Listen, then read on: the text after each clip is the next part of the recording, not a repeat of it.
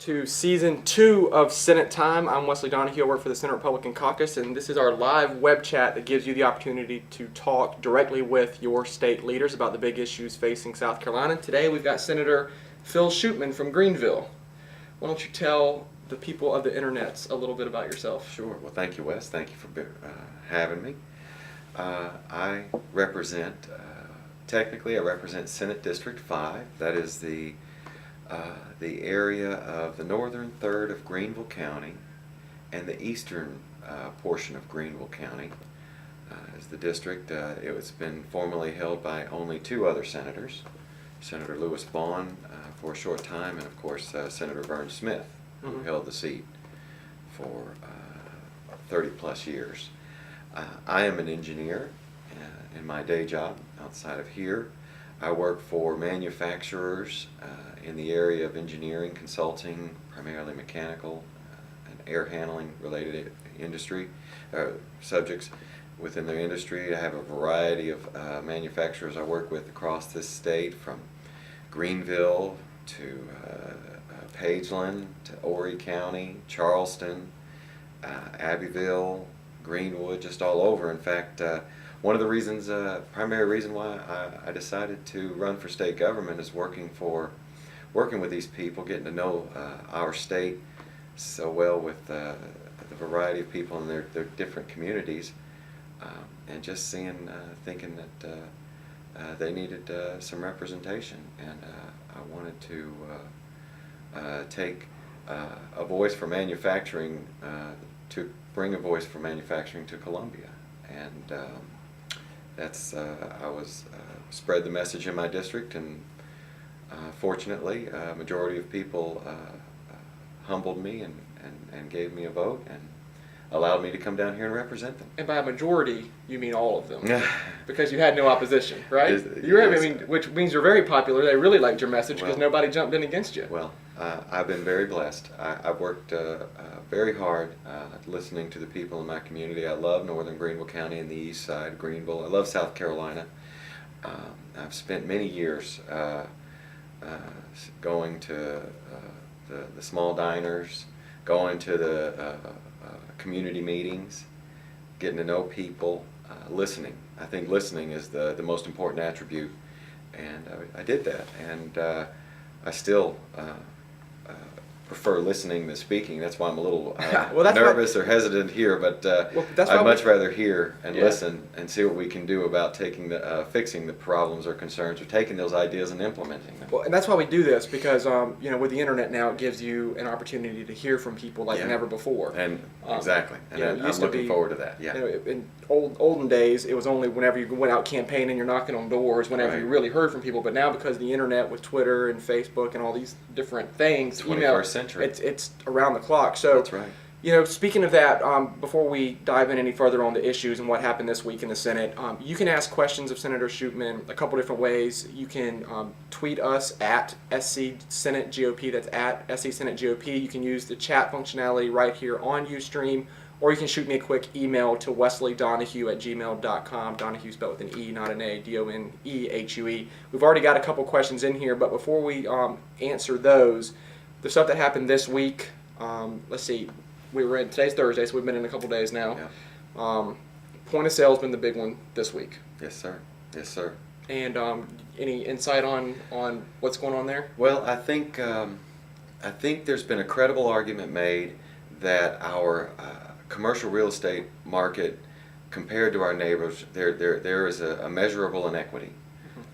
There is North Carolina and Georgia have been a little more aggressive in trying to draw commercial investment in their state, and I think of course the realtors have come and talked to us about it. We've talked to people in our Department of Commerce about that as well, and I think a credible argument's been made that we needed to do something. We were losing investments to our neighbors, and I think point of sale started out originally that direction, but in these economic times, a lot of us are hurting. It's not just a certain segment of our people.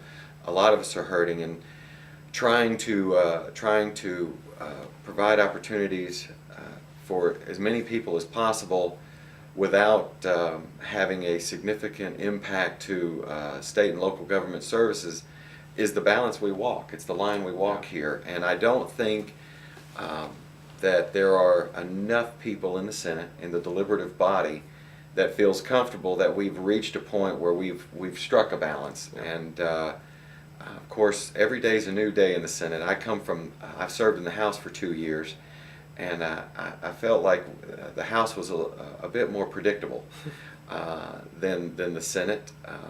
The sentiment yesterday is not necessarily the sentiment today, and that's frequent here. So I would say that point of sale started out with a valid issue, a valid concern, and that being the inequity in our commercial real estate market compared to our neighbors, and coming from the ramifications of the Act 388, the property sales tax swap.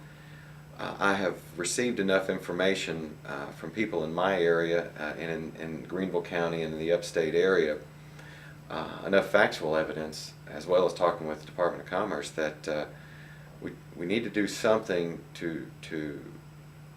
because our neighbors are doing something and they're reaping the benefits for it. Well, it missed third reading by 3 votes yesterday. It missed the constitutional Yeah. question by four votes, but you're Yeah. Well, it was 3, and Rankin actually came back Okay. because he was out of the chamber, came back in, Yeah. voted for it. Right. So we were down to 3. We're down to 3. It got majority vote, but it did not get enough to pass the constitutional requirement that's necessary whenever you're dealing with a reassessment. Yeah, which is 2/3 or 31 hard 31 votes. hard votes. Well, so today we don't know what's going to happen to it, but we do know that what's behind it is Employment Security Commission, Very which important. is a huge deal. Huge deal. We're talking jobs as your top priority. Absolutely. And so you want to talk about ESC for a couple minutes? Yes, Employment Security Commission, clearly evidence has been mounting for years. And with the recession that we are in, it just all the more has exposed the problems over there and brought to light the facts of what's been going on that for me in some circumstances is just pure disbelief. The fact that we are providing benefits to people that have been fired for cause. In this day and age, we don't have the resources to do that. I know so many people in my district that have lost their job, that would just welcome a job that would pay, first of all, a job, Yeah. but something that would give them 50% of their previous income. Anything just to have something, the Yeah. benefits that would come along with that. And then you place that scenario, you juxtapose that next to the scenario where somebody was fired for cause, for doing something, and they're living off the government roll. That's right. It's It's a mess. It's a mess, and I think Senator Ryberg is well aware of it. I know his committee has been doing some hearings for well over a year now, and I think he's brought some significant reforms to the table. I know there's going to be, the Legislative Audit Council has brought some information to light that we're going to put on the table. We have to do something sooner rather than later because it affects the small business. And in this state, the small business drives the economy. That's right. No question about it. Small business, whether it's in the tourist industry, the manufacturing, the agriculture, small business is really what turns our economy. And ESC, if reforms do not occur now, we're going to put more of a burden on the small business, which is going to put more small businesses out of business. Right. Well, it's up today. It's we up did today. debate it for a couple hours yesterday. It's And up we today. need to take it up every day. Yeah. Every day until we get that thing out. And I'm pretty sure that, the sentiment that I get, that's what's going to happen. Oh, I think I haven't talked to anyone in the Senate that doesn't agree, especially our leadership, Senator McConnell, Senator Leatham, Senator Peeler, all 3 of our senior members in the majority party clearly believe that this reform is a priority. Well, we've only got about 12 minutes before we got to get the session, so we do have a couple of questions that came in via the internet. One of them is about the 24-hour abortion waiting period. Good question. We got that out. It went to the House, got it through committee pretty